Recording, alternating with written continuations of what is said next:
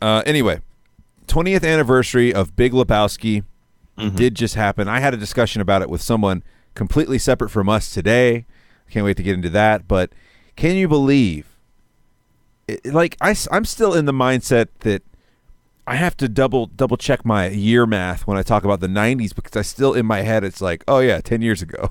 It's like the default 10 years ago, and the 80s still feel like they were 20 years ago, when I'm a complete decade off of the whole deal. Yeah. No, sorry, buddy. You got to go at least 18 years to get back to the 90s. 18 plus years.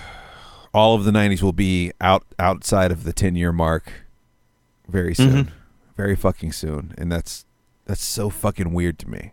But yes. One of the bigger portions of that was renting videos from the video store, from Blockbuster Video, renting games. And one of the videos I rented, whenever it went to video, because I remember it being a new release, so I guess it had to be either late 98 or early 99. So I wasn't even 18. I had to be, 16 when it came out? 15, 16. Yeah. I remember renting this, staying at my dad's because my parents are divorced, and so we would spend some weekends with my dad, and this is before he even had his house in Bogart, his last house. And so he was still commuting back and forth from Florida. And oh, God. So when he was here, we were hanging out with him. We were at my grandparents' house. So I'm watching Big Lebowski in the TV room at my grandparents' house. That's fantastic. And I remember I wore that fucking VHS out, even though at that age I didn't understand most of what was going on as far as like the subtleness. But it really ages like a fine fucking wine, because you always find something new every time you watch. Like, I didn't even realize in the diner scene when he gets up after he's pissed off at Walter and he gets up to leave and he pulls the money out, the joint falls out. Yeah, he throws a joint down. I didn't realize that until like this past year. Yeah. There's always just something you're finding in it, man. That movie is something that you and I bonded over pretty early on. It's something that we've bonded with a lot of our friends over, because it's just it's generationally, it's just one of those movies that has to remain, at least for most of us, in that top 5 spot. Oh, absolutely. It's my number one. It's your number hands one. down. Yeah. It's so easy. One day we were, the wife and I were somewhere, I don't know where, but we were together, and my phone rang. So I answered. It was my mom, and so I answered it, and she goes, "We just watched The Big Lebowski," and I was like, "Oh yeah, how did that treat you?" And she was like, "It was good, but what happens? Like, what just occurred?" And I'm like, "That's pretty much it. Like, that's spot on. Nothing really happens. Yeah. Like, stuff happens, but the overarching like plot just sort of is there, and they don't really add to it in any way." At the end, everything other than Donnie, everything is exactly where it was when the movie started, pretty much. Yeah, exactly. It's fucking incredible. Like, nothing happens outside of Donnie. Donnie's the only thing that really happens outside of day-to-day, like what occurs with them just getting mixed up in this story. Nothing major happens. So like you said, everything is exactly the same as it was outside of Donnie. Yeah, it's like a giant episode of like Seinfeld almost, where there's a show about nothing. And I mean, there was obviously things, but at the end, none of it changed the course of anyone's life other than Donnie. Yeah. Other than Donnie, it didn't change for anybody else. Everybody went back to being their horrible selves, and nobody learned a lesson. Like, that's what's weird. Usually you come to the end of a movie with people learning a lesson of some sort. No, it's just that life, it's one of those deals where life just keeps moving on, and things just settle back in. Like, you have these earth-shattering moments, throughout your life that you're just like, holy shit. Or you come out of like a movie. Like, this used to happen to me all the time. I'll come out of a movie and I'll feel like I'm viewing the world differently now. This is fucking, I've got some sort of fucking power about me now. And like within a couple of days, everything's just back to normal. Yeah. Like, real traumatic shit can happen, right? You could lose family members, things like that. And you're like, wow, this is really putting things into perspective for me. And then in a matter of weeks, you're just kind of like back to doing what you were doing before. Yeah, it may still be there lingering, but everything is back to how it was. Yeah, you'll have things that bring things up to remind you of stuff, but then you're just kind of like, well, guess I'm going to jerk off now. It's just kind of like things things just fall back into order. Here, this will make me feel better. Yeah. I'll feel better about the whole situation after this. Yep, because I know I'll fall asleep. It'll be great. I know I'll fall right to sleep.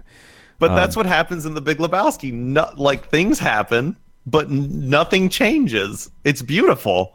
And I think that's what a lot of people have a problem with when they watch it. Because I've talked to people that are like, okay, I watched it. And they're like, I didn't really enjoy it. It's because you have to me, you have to watch it multiple times to really get the charm of the movie. I think it comes back to what you and I had started discussing on the Patreon Chronicles. It was the fact that just like with music, you didn't have anything else to do. When you rented that video, it was like that video and maybe one other, and you had those two all weekend to watch. So you watched them multiple times. I mean, now you have the option of really not having to watch something multiple times over and over again. Like, I can't think of anything past... I'm trying to think of the newest movie that I've watched multiple times over and over again. Like I have The Big Lebowski, like I have Fight Club, Snatch, any of those. And it's tough. It's tough to pull something that I'm like, yeah, fuck yeah, I'll watch that multiple fucking times. Define watching multiple times. Something that you have watched in a serial manner over and over again. Because when The Force Awakens came out on Blu-ray, I watched it a few more times, and then right before The Last Jedi came out, I watched it again. How close are you? How close are you count wise to catching up to Big Lebowski? Oh God, no. Okay, see, no. Nothing comes close to Lebowski outside of maybe Austin Powers from when I was in high school. Because when that movie first came out, I watched the shit out of that movie. I remember, but you had the fucking t-shirt. I haven't watched it in forever.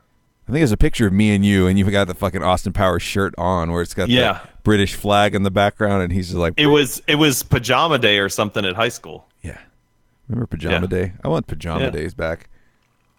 Are you kidding me? It's anytime I'm not at work, it's a Pajama Day. That's true. I miss that level of responsibility. It was pretty wonderful. It absolutely was. Wife and I talk about that all the time. But Lebowski is just in that regular rotation for me, man. It's one of those that I'm at least seeing it 2 to 3 times a year, and whether it's a full sit down and watch through, or I'm putting it on in the background while I'm doing some shit, it's just one of those where I can't turn it off. Especially if I come across it on TV, if it happens to be on, it's going to stay there. You're not going to, especially if it's the edited version. Yeah. This is what happens when you meet a stranger in the Alps. Yep. Or feed them scrambled eggs. One or the other. I mean, it just blows my mind that that's 20 years. And just time is just flown by. How many White Russians did you have yesterday? Wait a minute. My computer went to sleep. Apparently, I didn't do enough with it in the last few minutes. Apparently, video doesn't count. All right. What was your question? Well, how many White Russians did you have last night? 2, I think. You know, me let you in on something. But they were in mason jars. Oh, okay. So they were big boys. So they were essentially 4. If you were pouring a proper one, you probably had 4. Yeah, you're right. I'll tell you something. I've never ever had a White Russian. Really? Ever. Now, if you do them like the dude does them in the movie, they're gonna be strong as shit. Oh, of course. They're really gonna kick you in the ass. Especially the one at Jackie Treehorn's. Yes. Now, from what I've been told, apparently when I make them, they taste like chocolate milk. Okay. Now, not to say they're not strong, but I definitely don't do the splash of milk that the dude does, where it's like mainly vodka and a touch of Kahlua and a splash of milk.